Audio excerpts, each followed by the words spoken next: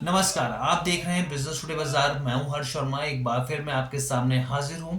लगातार कंपनियों के रिजल्ट्स आ रहे हैं क्वार्टर फोर के, और हम लोग आपके साथ साझा कर रहे हैं। अडानी ग्रुप की एक और कंपनी के नंबर्स आए हैं। यहाँ पे हम लोग बात कर रहे हैं अडानी विल्मर के।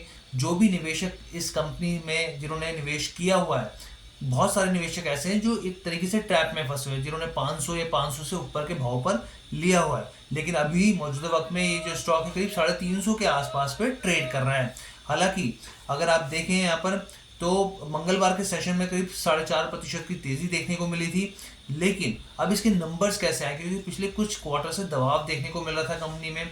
और अगर आप देखें, हिंडनबर्ग की रिपोर्ट आई, जो तमाम अडानी ग्रुप के जो स्टॉक्स हैं उन्होंने रिकवरी की, लेकिन उस हिसाब से अडानी विल्मर की रिकवरी हम लोगों को देखने को नहीं मिली है। तो अब इसके नंबर्स कैसे हैं, सबसे पहले उसके ऊपर चर्चा कर लेते हैं हम। तो सबसे पहले अगर मैं आपको ये बताऊं, इसके नंबर्स की बात की जाए यहाँ पर, तो हम लोग सबसे पहले टोटल इनकम की बात करते हैं भाई, कि आय कितनी रही है यहाँ पर। तो देखिए, क्वार्टर फोर में ये 12,806 करोड़ रही है, जबकि क्वार्टर थ्री में FY24 के क्वार्टर थ्री में ये 12,500 करोड़ रही थी। यानी कि यहाँ पर इनकम जो है क्वार्टर वाइज तो बड़ी है, लेकिन यहाँ पर अगर हम लोग देखें FY23 के क्वार्टर फोर में, यानी पिछले साल के क्वार्टर फोर से कंपेयर करें, तो वो 13,433 करोड़ था। तो यहाँ पर इस हिसाब से गिरावट देखने को मिली टोटल इनकम में। क्वार्टर वाइज बेहतर स्थिति में, थोड़ी बहुत स्थिति बेहतर दिख रही है यहाँ पर।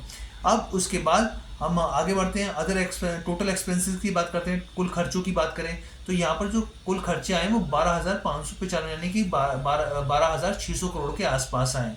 जबकि पिछले क्वार्टर में FY24 के क्वार्टर थ्री की बात की जाए, तो ये करीब करीब यहाँ पर जो नंबर्स रहे थे वो रहे थे, इसको देखा है तो 12,165 करोड़ रुपए।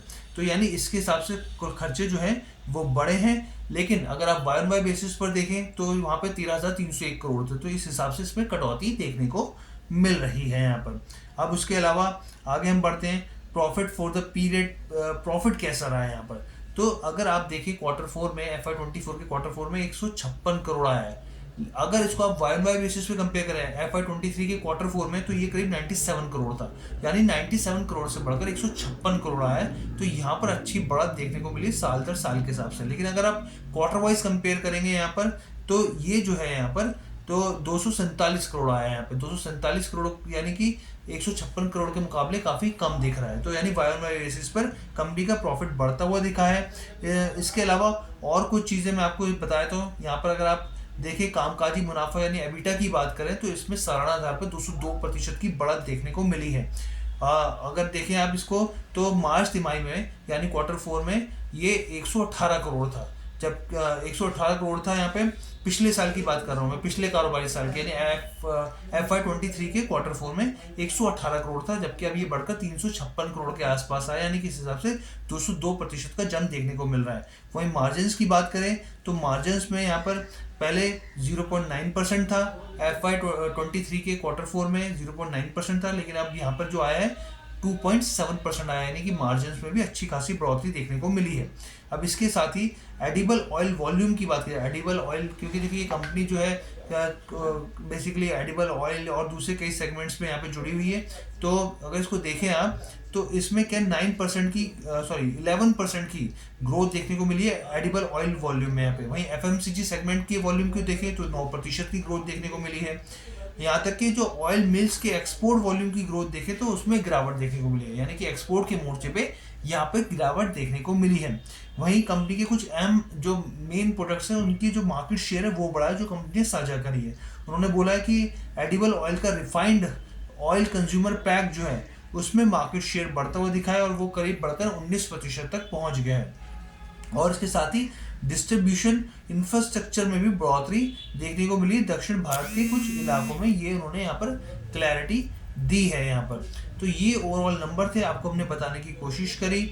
और साफ तौर पे ये देखना होगा कि अब जो स्टॉक है किस तरीके से रिएक्ट करता है, क्योंकि अगर आप देखें तो इसके सेगमेंट जो है एडिबल ऑयल सेगमेंट हो गया, फूड और FMCG सेगमेंट हो गया, और इंडस्ट्री एसेंशियल से जुड़े हुए इनके 3 सेगमेंट है। और यहाँ पे साफ तौर पे जो कंपनी की तरफ से बोला जा रहा है, यहाँ पर जो कमेंट्री आई है, कमेंट्री की तरफ से मतलब बोला जाए कि अडानी विल्मर के MD और CEO का साफ तौर पे कहना है कि कंपनी ने बहुत तेजी से ग्रोइंग वॉल्यूम जो है वो बढ़ रहे हैं यहाँ पे फूड और FMCG बिजनेस में 1 मिलियन मैट्रिक टन की सेल्स उन्होंने हासिल करी है यहाँ पे।